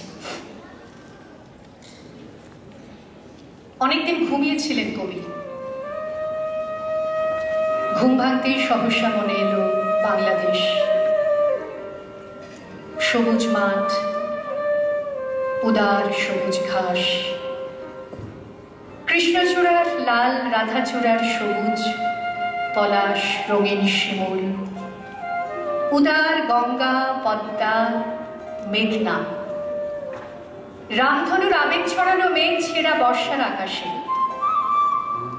কবি অস্থির পায়ে পায়চারি করতে থাকলেন, দাড়িতে হাত বোলালেন, মাথার চুলে ঢেউয়ে হাত বোলালেন, তারপর ঘোষণা করলেন বাড়ি যাব, দেশে যাব। জোড়াসাঁকোয় পৌঁছে কবি দেখলেন লোহা লক্কর ভারী টিনের বিশাল ব্যবসা জমেছে। কুলি বুটে মজুর ময়লা পোশাকে খৈনি খাচ্ছে, মালপত্র উঠাচ্ছে নামাচ্ছে। ধবধবে ধুতি আর ফিনফিনে পাঞ্জাবের মেদবহুল ব্যবসায়ী পান পরাগের রং ছড়াচ্ছে রাস্তায় দেওয়ালে। মোড়ের মাথায় শনি ঠাকুর, ভক্তরা চটি খুলে খুচরো পয়সা ছুটছে। চিতপুরের সংকীর্ণ রাস্তায় অতিকায় সরীসৃপের মতো ট্রাম মানুষ গিলছে। কবির মুখে শব্দ নেই, সোজা শটান বোলপুর।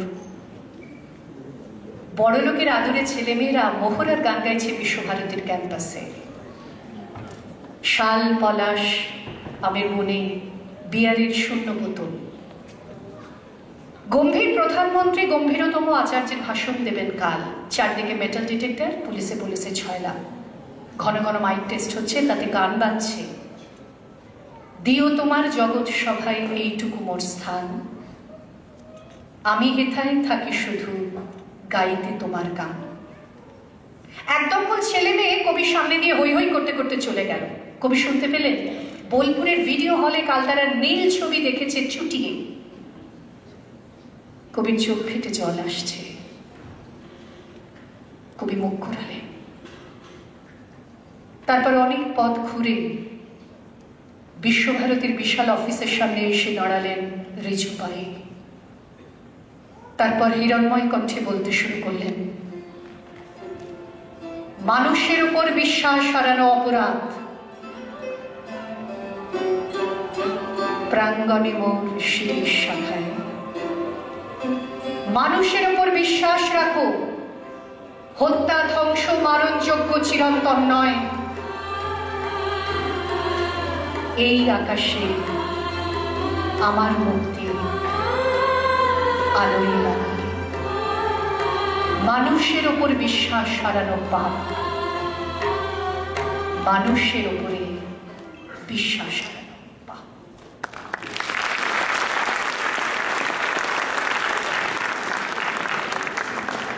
কিন্তু মাঝে মাঝে তো বিশ্বাস হারিয়ে যাই।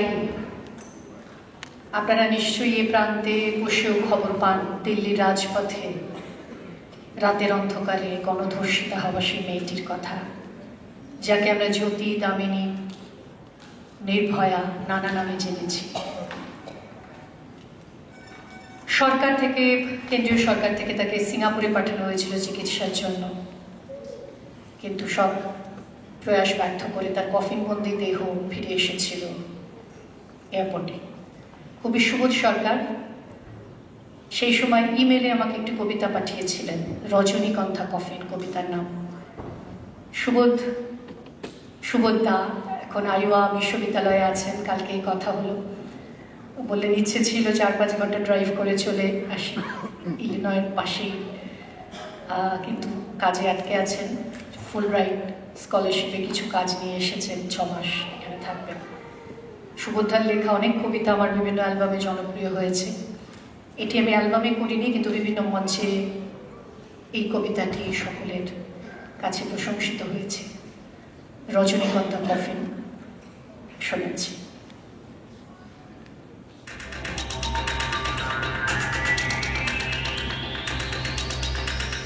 তোমাকে আমরা বাঁচাতে পারিনি দাদা, সারা দেশ জুড়ে আমরা কেঁদেছি, সারা দেশ জুড়ে আমরা ফুঁসেছি।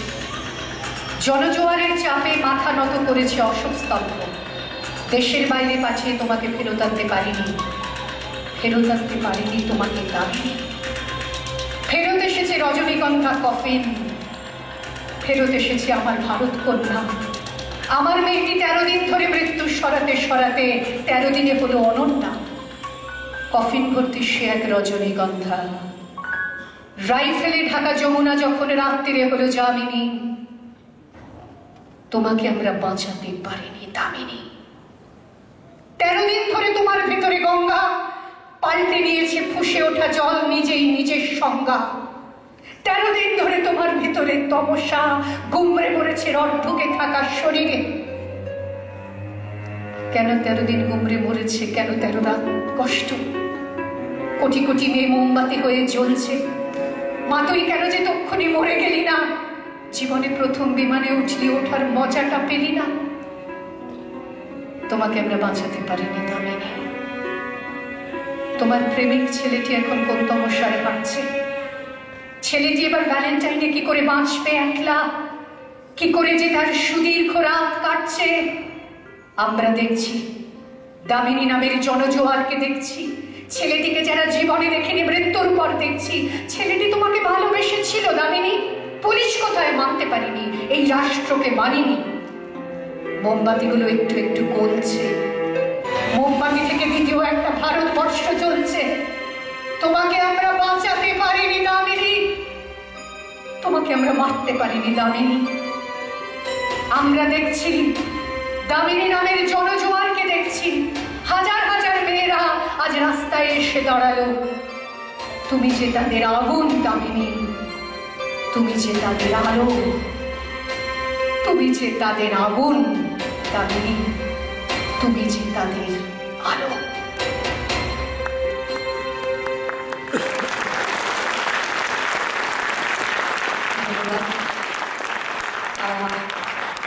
শেষ পর্বের দুটি কবিতায় যাওয়ার আগে আমি একটু আমার সঙ্গে এসেছে শ্রাবন্তীর একটু পরিচয় দিই।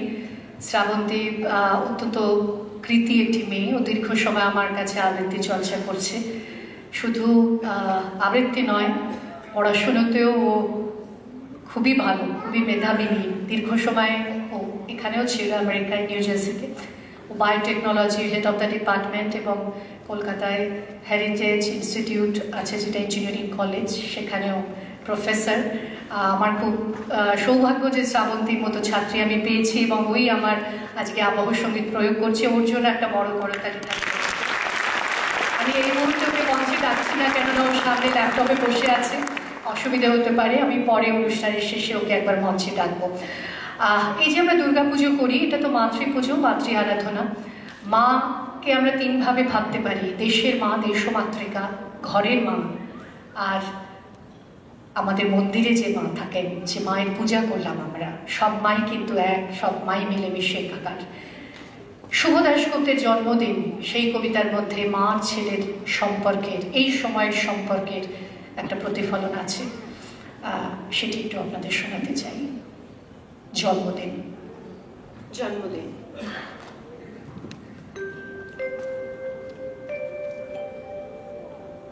আজ পয়লা শ্রাবণ, খোকন,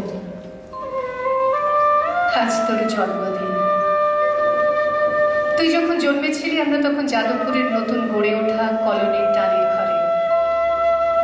তোর স্কুল মাস্টার বাবা সেই হ্যারিকেনের আলো জ্বলা ঘরে আনন্দে আর খুশিতে ঝলমলে হয়ে উঠেছিলেন তুই আসার পর। তোর নাম রেখেছিলেন সুকল্যাণ। মানুষটার মনটা ছিল একেবারে শিশুর মতো, অভাবে অনটনে বেঁচে থাকার নানা দুর্বিপাকেও ভেঙে পড়তেন না কখনো।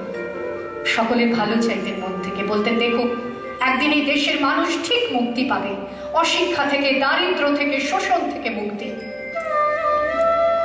আজ পয়লা শ্রাবণ, খোকন, আজ তোর জন্মদিন।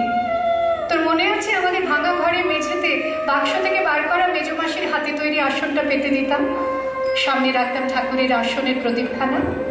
তুই বাবু হয়ে বসতিস চুপটি করে, আমরা একে একে তোকে ধান দুব্য দিয়ে আশীর্বাদ করতাম। তোর বাবা বলতেন বড় হও, মানুষ হও। তোর বাবা সেই বন্ধু ঘোষ কাকু, উনি বলতেন বেঁচে পড়তে থাকো। তুই জিজ্ঞেস করতিস মা পড়তে থাকা মানে কি মা? আমি বলতাম না কিছু, শুধু ধান দুব্যই দিতাম। আর মনে মনে বলতাম ঠাকুর, ঠাকুর আমার খোকনকে মস্ত বড় মানুষ করে তোলো, ও যেন সত্যি মানুষ হয়, ওর যেন কোনো বিপদ না হয় ঠাকুর। কষ্টের সংসারে ওই একটা দিন বাড়তি পয়সা একটু দুধ নিতাম, পায়েস রান্না করে দিতাম তোকে। তুই পায়েস খেতে বড় ভালোবাসতিস। তোর বাবা বাস স্ট্যান্ডে সেই দোকান থেকে নিয়ে আসতেন তোর প্রিয় মিষ্টি ছানার গজা। সামান্য স্কুল মাস্টারিতে কি বা হয়, ঘরে বসে ছাত্র পড়িয়ে আসতো কিছু। দাউ দাউ অভাবের আগুনে সে রসদ মুড়তে সময় লাগতো না। তোর বাবার জামা সেলাই করতাম আর বলতাম সামনের মাসে দুটো জামা বানিয়ে নিও। উনি বলতেন খোকন বড় হচ্ছে, ভাবছি সামনের মাস থেকে আজকের বাড়তি দুধ নেব, দুধের শক্তি বাড়ে, বুদ্ধি বাড়ে। শক্তি আর বুদ্ধি না হলে তোমার খোকন মস্ত বড় মানুষ হবে কি করে? ভাবছি আরো দুটো টিউশনই নেব। ছাত্র পড়িয়ে পড়িয়ে মানুষটা দিনের শেষে একেবারে ক্লান্ত হয়ে যেতেন। রাতের অন্ধকারে তখন উঠোনের ধার ঘেঁষে জোনাকির ব্যস্ততা, আর ঘরে তোর পড়া মুখস্থ করার একতলা সুর আমাদের কলোনির ভাঙাচোরা ঘরটাকে একেবারে জীবন্ত করে তুলত। তখন মাঝে মাঝে উনি বলতেন, তোমার শরীরটা দিন দিন বড় ভেঙে পড়ছে, খাওয়া দাওয়া একটু করো, শাড়িটাও তো দেখছি বেশ ছেড়েছে, কালই আমি ফেরার পথে একটা শাড়ি নিয়ে আসবো, ধারেই আনবো। আমি বলতাম, সামনে খোকনের উঁচু ক্লাস, কত বইপত্র কিনতে হবে, কত খরচ। উনি দীর্ঘশ্বাস ফেলে চুপ করে যেতেন। জোনাকিরা অদৃশ্য আলোর আলপনা আঁকত উঠোনের আগাছার ছবি। আবহ সঙ্গীতের মতো তুই ঘরে বসে পড়া মুখস্থ করতিস, ইতিহাস, ভূগোল, গ্রামার। ঈশ্বর আমাদের নিরাশ করেননি। তুই কত বড় হলি, সব পরীক্ষায় কত ভালো ফল হলো তোর। তোর বাবা বললেন, আরো পড়ো, উচ্চ শিক্ষায় উচ্চ সম্মান অর্জনের একমাত্র পথ। তুই আরো পড়লি, কত বড় চাকরি হলো তোর। তোর মনে আছে খোকন, প্রথম মাসে মাইনে পেয়ে তুই আমাদের জন্য কত কি কিনে এনেছিলি? তখন তো আমরা চলে এসেছি শ্যামবাজারে, তোর দু কামরা সাজানো গোছানো বেশ বড় ফ্ল্যাটে, অফিস থেকেই তো দিয়েছিল। সেই ঘর, সেই বারান্দা, কত স্মৃতি, কত ছবি। সেই বাড়িতেই তো, সেই বাড়িতেই আশ্বিনের এক ঝোড়ো বিকেলে তোর বাবা যেদিন চলে গেলেন, তুই বাবার বুকের উপর পড়ে কাঁদছিলি হাপুস নয়নে। আর সদ্য স্বামী হারে আমি সেদিন তোর সেই অসহায় মুখ দেখে আরো ভেঙে পড়েছিলাম। তোকে বুকে টেনে নিয়েছিলাম ছোটবেলার মতো, বলেছিলাম, কাঁদিস না খোকন, আমি তো আছি। আজ পয়লা শ্রাবণ, কলকাতা থেকে অনেক দূরে মফস্বলের এই বৃদ্ধাশ্রম। আমি একেবারে একা খোকন। তোকে বড্ড দেখতে ইচ্ছে করছে রে, তোকে, বৌমাকে আর ছোট্ট বিট্টুকে। তোরা নিশ্চয়ই এখন সল্টলেকের মার্বেল বসানো সেই ঝকঝকে ফ্ল্যাটে। তোর বাড়িতে নিশ্চয়ই আজ খুব বড় পার্টি হচ্ছে, তাই না খোকন? অনেক লোকজন হয়েছে, খাওয়া দাওয়া খুব ভালো, খুব ভালো। আমার মনে পড়ছে যাদবপুরে ভাঙা ঘরে রাত্রে তুই আমার পাশে শুয়ে মাঝে মাঝে হঠাৎ খুব ভয় পেয়ে জড়িয়ে ধরতিস আমাকে। আমি বলতাম, ভয় কি রে খবর, যার মা থাকে তাকে কি ভূতে ধরে? তুই নিশ্চিন্ত হয়ে ঘুমিয়ে পড়তিস আমার বুক জুড়ে। তোর আধুনিক সংসারে এই বুড়িটার একটু ঠাঁই হলো না রে? প্রতিমা তো মা, ওরও তো আছে আমার এই খোকনের মতো কোলালো করার চাঁদের টুকরো। কিন্তু সময়ের কি আশ্চর্য পরিবর্তন। তুই বুঝি এখন আর পায়েস খাস না না রে খোকন? তুই জানিস না খোকন, আজ সকালে আমি পায়েস রান্না করেছি। হ্যাঁ, তোরই পাঠানো টাকায়। সারাদিন সে পায়েসের বাটি সামনে নিয়ে বসে আছে রে। এখানে এই বৃদ্ধাশ্রমে আমার একলা ঘরে আর কেউ নেই খোকন। তুই একবার আসবি খোকন, একবার, শুধু একবার।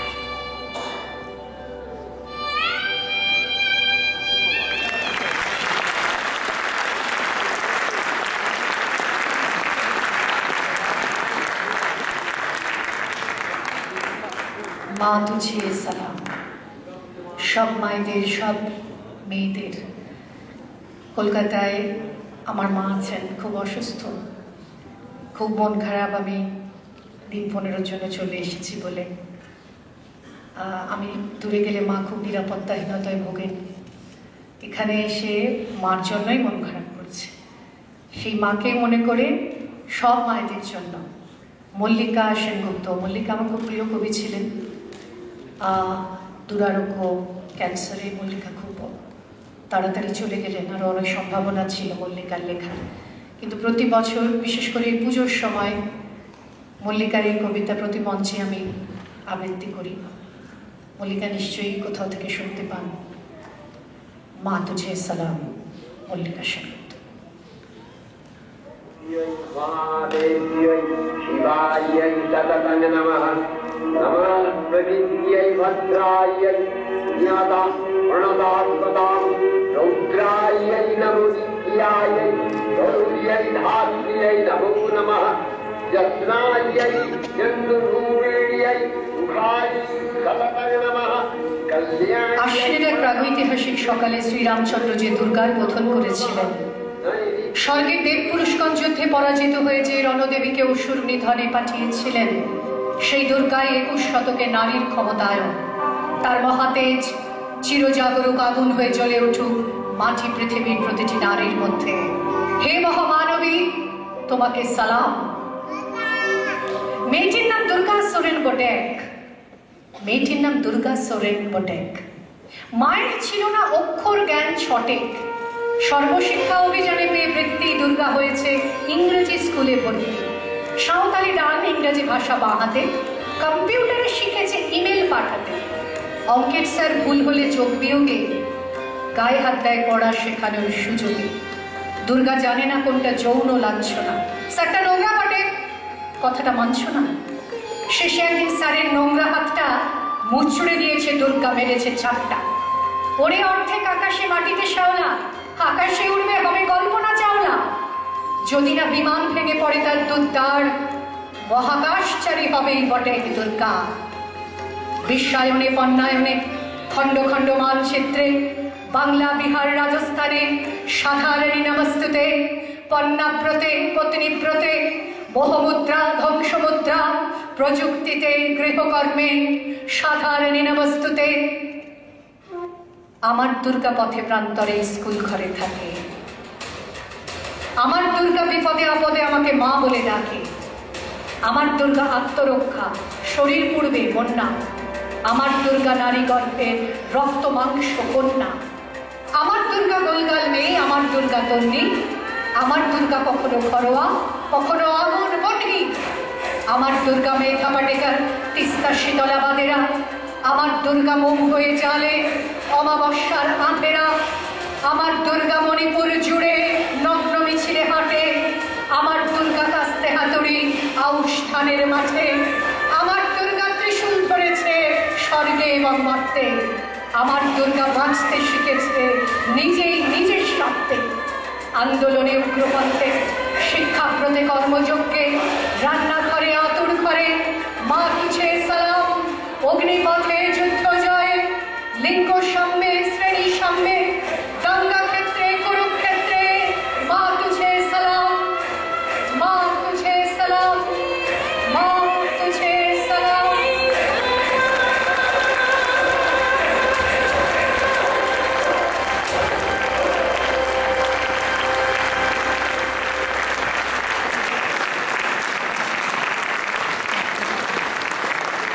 অনেক ধন্যবাদ। আমি একটু শ্রাবন্তীকে মঞ্চে আসতে অনুরোধ করি। শ্রাবন্তী, একটু ল্যাপটপটা ছেড়ে পাশে কোথায় জায়গা আছে এখানে আসতে। আপনাদের আরও অনেক অনুরোধ ছিল, কিন্তু এটা একটা প্রফেশনাল ট্যাকটিক্স, কিছু রেখে গেলাম। কে না বলতে পারে আবার যদি আমন্ত্রণ জানান চলে আসতে পারবো, সেই জন্য কিছু কিছু রেখে যাচ্ছি। হ্যাঁ, আবার আসতে চাই এত ভালো শ্রোতার সামনে। পাথর বা শ্রাবণী, এদের নামগুলো জানি তাই বলছি, আর অনেকে আছেন। এই শ্রাবন্তী এসে গেছে, ওর জন্য একটা খুব ছোট